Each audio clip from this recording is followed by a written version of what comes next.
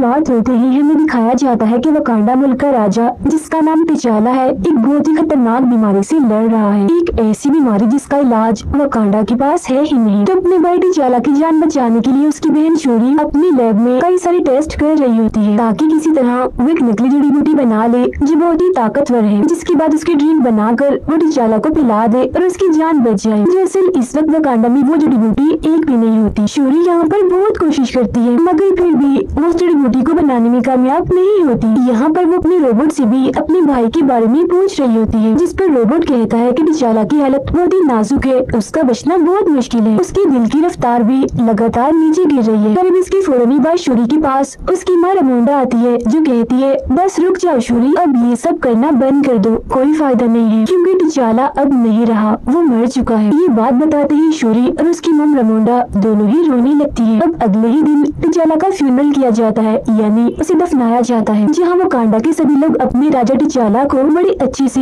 आखिरी good bye करते। अब ऐसे ही करते करते 1 साल गुजर जाता है, जहाँ वकांडा ने ये वक्त अपने किसी भी राजा या रानी के बगैर गुजार दिया था। मगर अब 1 साल गुजर जाने के बाद वकांडा ने रमोंडा को ही अपनी रानी बना लिया होता है, ताकि वो अपने बेटे टिचाला की जगह लेकर वकांडा को संभाल सके। इसके बाद हमें समंदर में एक बड़े से शिप को दिखाया जाता है, जो शिप दरअसल वकांडा की एक लैब की तरह ही थी, जहाँ कुछ साइंटिस्ट एक खतरनाक मेटल पर रिसर्च कर रहे होते हैं। मगर तभी कुछ सिपाही आकर यहाँ हमला कर देते हैं और चारों तरफ से शिप में घुसने की कोशिश करते हैं। ये लोग दरअसल यहाँ उसी मेटल को चोरी करने के लिए आए थे, मगर तभी इधर वकांडा के सिपाही भी आ जाते हैं और उन चोर सिपाहियों पर हमला कर देते हैं। वो उन्हें काफी मारने के बाद बंदी बना लेते हैं और अपने पास कैद कर लेते हैं। इसके बाद हम देखते हैं कि दुनिया के सभी मुल्कों की एक काफी बड़ी मीटिंग रखी जाती है, जिसमें वकांडा की रानी रमोंडा को भी बुलाया जाता है। यहाँ दुनिया के सभी मुल्कों के लीडर्स रमोंडा से कहते हैं कि आपका मुल्क वकांडा दुनिया की सबसे खतरनाक मेटल की हिफाजत नहीं कर सकता, क्योंकि उसकी हिफाजत करना आप लोगों की बस की बात नहीं है, इसीलिए आप लोग अपना वो सारा मेटल हमें दे दो, हम उसे संभाल के रखेंगे, जिसकी फिक्र करने की भी आपको जरूरत नहीं है। अब उनकी इस बात का जवाब देते हुए रमोंडा कहती है कि वकांडा हजारों सालों से इस मेटल की हिफाजत करती आया है और आगे भी करता रहेगा, क्योंकि हम भी किसी से कम नहीं है। और रही बात की हम मेटल को तुम्हारे हवाले कर दे, तो ऐसा तो हो ही नहीं सकता, क्योंकि हम जानते हैं कि तुम उस मेटल से खतरनाक हथियार ही बनाओगे, जिनकी मदद से तुम दुनिया को तबाह बर्बाद कर दोगे। इतना कहते ही रमोंडा उन सभी सिपाहियों को भी वहाँ पेश करती है, जो वकांडा के शिप में उस मेटल को चुराने आए थे, जिन्हें इन लोगों ने अपने पास कैद किया हुआ था। इसके बाद वो कहती है कि हम सब जानते हैं कि आप क्या सोच रहे हो, यही ना कि वकांडा का राजा क्योंकि मर चुका है, तो उसकी हिफाजत करने के लिए कोई राजा, कोई ब्लैक पैंथर नहीं है, और अब यही सही वक्त है उस मेटल को चुराने का, है ना। मगर मैं आपको याद दिला दूं कि इस गलत फहमी में मत रहना। बेशक वकांडा ने अपने राजा को खो दिया है, लेकिन उसके सिपाही आज भी अपने मुल्क की हिफाजत करना जानते हैं। ये कहने के बाद वो पूरी दुनिया को वार्निंग यानी चेतावनी देते हुए कहती है कि इसके बाद भी अगर किसी ने वकांडा या उसकी मेडल पर नजर डाली, तो फिर देख लेना इसका अंजाम बिल्कुल भी अच्छा नहीं होगा। इसके बाद हमें दोबारा से समंदर का सीन दिखाया जाता है, जहाँ हम कुछ सिपाही और ऑफिसर्स को देखते हैं। ये सभी सिपाही और ऑफिसर्स असल में अमेरिका और एक एजेंसी के थे। ये सभी समंदर के अंदर उस मेटल की खोज कर रहे होते हैं। इनके पास एक ऐसी मशीन भी थी जो उस मेटल को ढूंढ सकती थी, जहाँ पर इसी मशीन के जरिए उन्हें पानी में एक जगह आखिरकार इस मेटल के बारे में पता लगता है। तब उस मेटल को देखने 2 ऑफिसर्स पानी में जाते हैं, मगर फिर तभी उन लोगों पर हमला हो जाता है, और हमला करने वाले और कोई नहीं बल्कि नेमोर के शहर के सिपाही होते हैं। नेमोर के इस शहर का नाम टालोकान होता है, जिसे हम अटलांटिस के नाम से भी जानते हैं। अब यहाँ पर टालोकान के लोग सभी अमेरिकन सिपाहियों को मार देते हैं। फिर इधर हमें ये भी पता चलता है कि जब हजारों साल पहले आसमान से ये मेटल जमीन पर आया था, तब वो वकांडा के साथ साथ टालोकान के समंदर में भी गिरा था। मतलब कि ये मेटल वकांडा के अलावा टालोकान के पास भी है, जिसे चुराने ही अमेरिकन सिपाही आए थे। पर अब क्योंकि उनके पास ये मेटल है, तो टालोकान के सिपाहियों ने भी इससे अपने हथियार बनाए हुए। नेमो जो हथियार इस्तेमाल करता है, जो एक रॉड है, वो भी इसी मेटल का ही बना हुआ है। उधर रमोंडा अपनी बेटी शूरी को एक नदी के किनारे लाती है, जहाँ रमोंडा अपनी सफेद लिबास को जला देती है, जो उसने अपने बेटे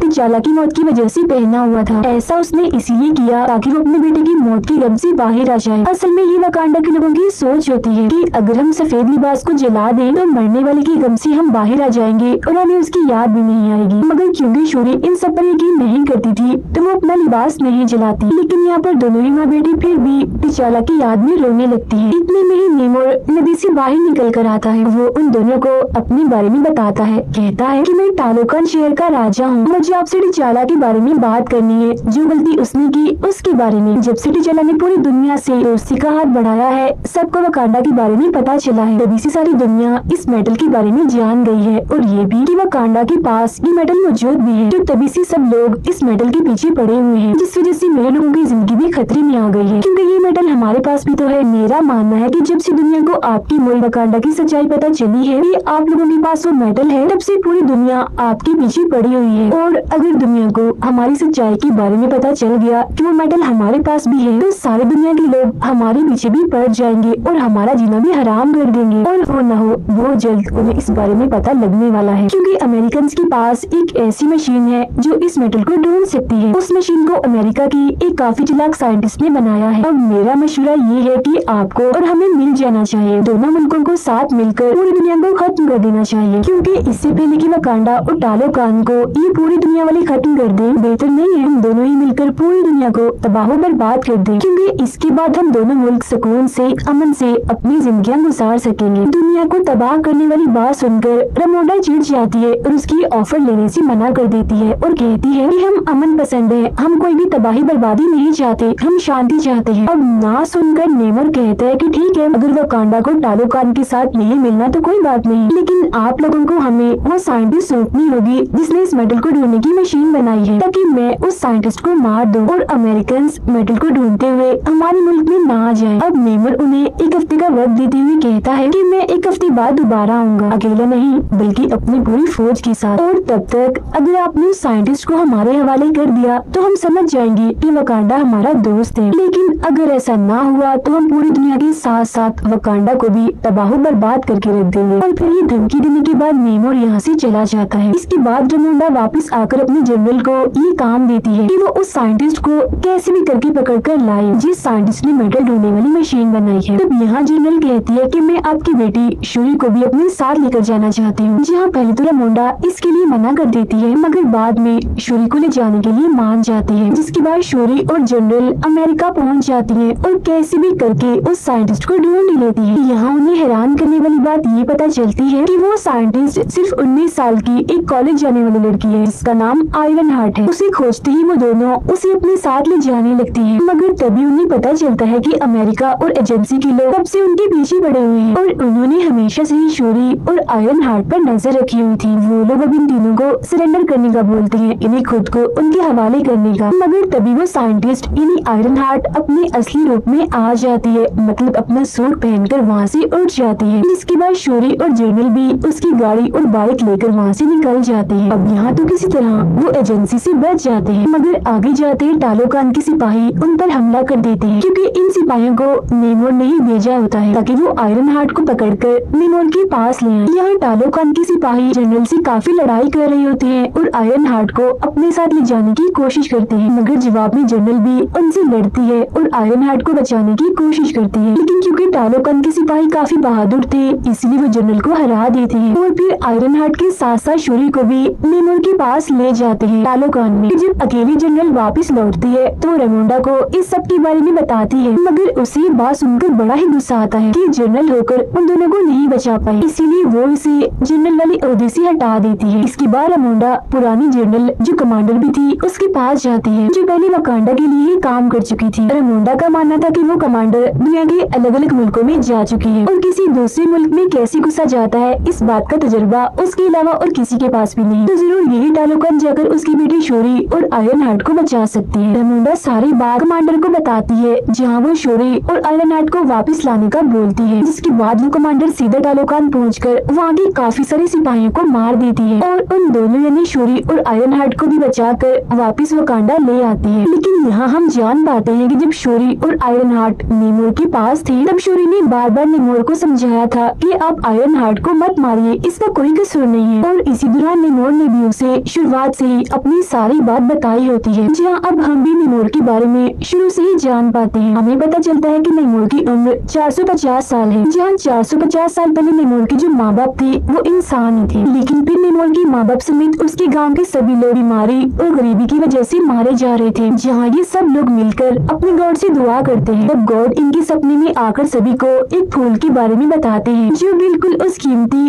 ताकतवर जड़ी बूटी जैसा था। वही जड़ी बूटी जिसे शूरी भी अपनी लैब में बनाने की कोशिश कर रही थी। फूल के बारे में पता लगने के बाद नेमोर के माँ बाप और गाँव के सभी लोग पानी में जाकर उस फूल को हासिल हासिल कर लेते हैं और उसका रस निकाल कर पी जाते हैं, मगर उसे पीते ही इनका जिस्म और दिमाग एकदम बदल जाता है। पूरे जिस्म का रंग ही नीला पड़ गया था। इंसान तो ये कहीं से भी नहीं लग रहे थे, मगर ऐसा होते ही इनकी ताकतें काफी हद तक बढ़ जाती है। लेकिन एक दिक्कत थी, ये लोग ऐसे बनने के बाद जमीन पर नहीं रह सकते थे। तब जिंदा रहने के लिए ये लोग पानी में जाते हैं, क्योंकि अब ये सिर्फ वही रह सकते। ये वो वक्त था जब नेमोर पैदा होने वाला था, जहाँ कुछ वक्त के बाद वो पैदा हो ही जाता है। और क्योंकि नेमोर की मोम ने भी इस फूल को इस्तेमाल किया था, इसीलिए सारी ताकतें नेमोर को भी मिली थी। मगर हैरत थी कि वो पानी के साथ साथ बाहर जमीन पर भी जिंदा रह सकता था। इसके अलावा उसके पैरों में पंख भी थे और कान भी नुकीले थे। लेकिन कुछ वक्त के बाद जब वो बड़ा हो रहा होता है तो उसकी मोम की मौत का वक्त करीब आ गया होता है। मरने से पहले उसकी मोम की बस यही आखिरी ख्वाहिश थी कि मैं अपनी पहले की दुनिया यानी जमीन को देखना चाहती हूँ, और अगर ना देख पाऊँ तो मुझे मेरे गाँव में ही दफनाया जाए। अब अपनी मोम की आखिरी ख्वाहिश को पूरा करने के लिए नेमोर उनकी लाश को